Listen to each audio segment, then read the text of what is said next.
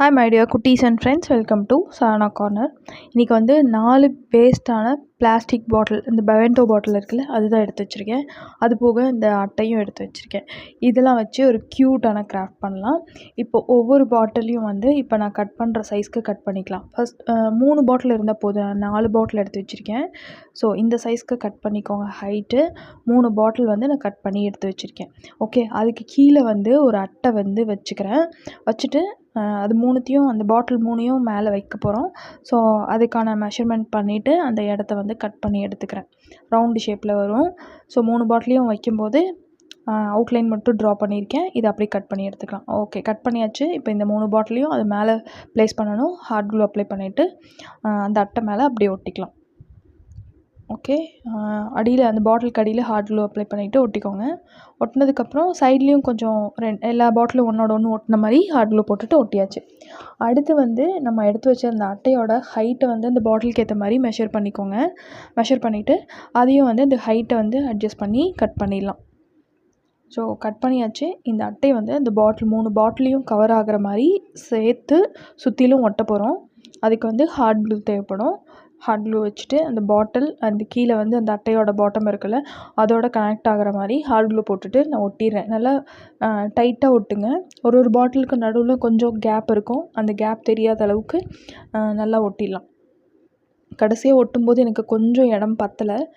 அந்த அட்டை வந்து பத்தலை. அதனால் எக்ஸ்ட்ரா ஒரு சின்ன பீஸ் எடுத்து அந்த இடத்த வந்து நான் கவர் பண்ணிக்கிறேன். ஸோ இந்த மாதிரி பாட்டிலோட ஷேப்புக்கு ஏற்ற மாதிரி அட்டையை ஒட்டியாச்சு.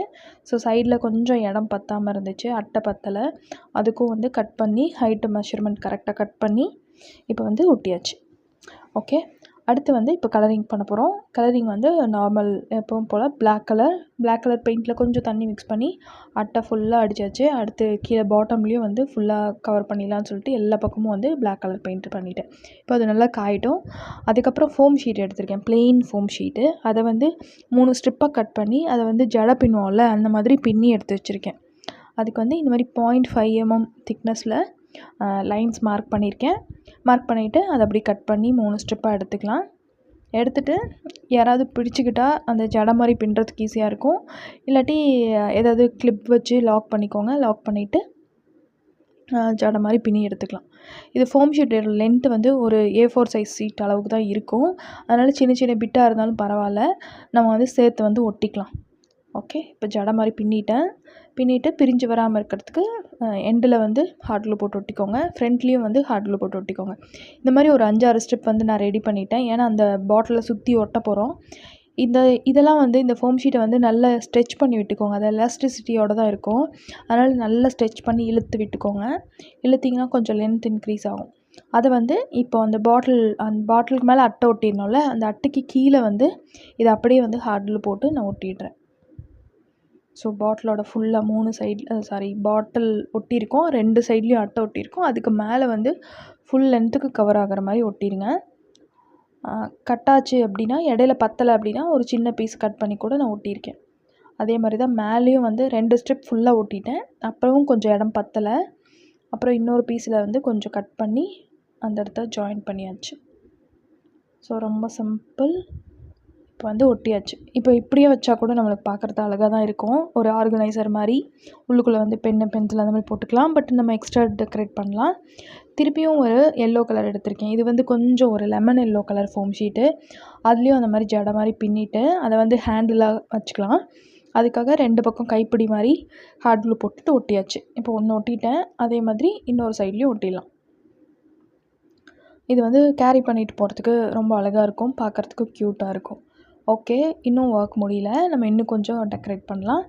அடுத்து இதே ஃபோம் ஷீட்டில் வந்து நம்ம பூவெல்லாம் பண்ணுவோம்ல, நார்மலாக பார்த்திங்கன்னா நம்ம பேப்பரை வந்து ஸ்பைரல் ரவுண்டாக கட் பண்ணி சுருட்டி ஒட்டுவோம்ல, அதே மாதிரி ஃபோம் ஷீட்டில் வந்து நான் பூ மாதிரி செஞ்சு எடுத்திருக்கேன். அதை வந்து நடுவில் ஒட்டிக்கிறேன்.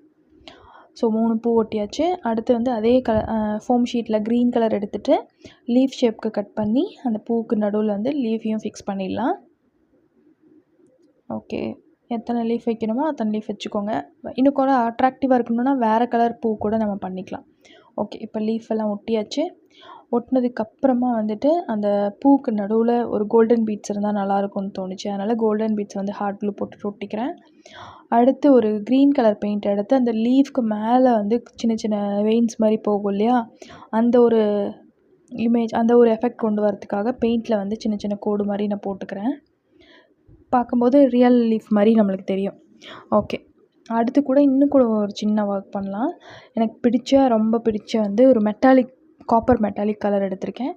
எடுத்துகிட்டு கையில் லைட்டாக ஃபிங்கரில் ஒரு ஃபிங்கரில் டச் பண்ணிவிட்டு அந்த அட்டைக்கு மேலே அந்த கோடாக இருக்கு இல்லையா, அது மட்டும் ஹைலைட் ஆகிற மாதிரி தேய்ச்சி விட்டுருங்க.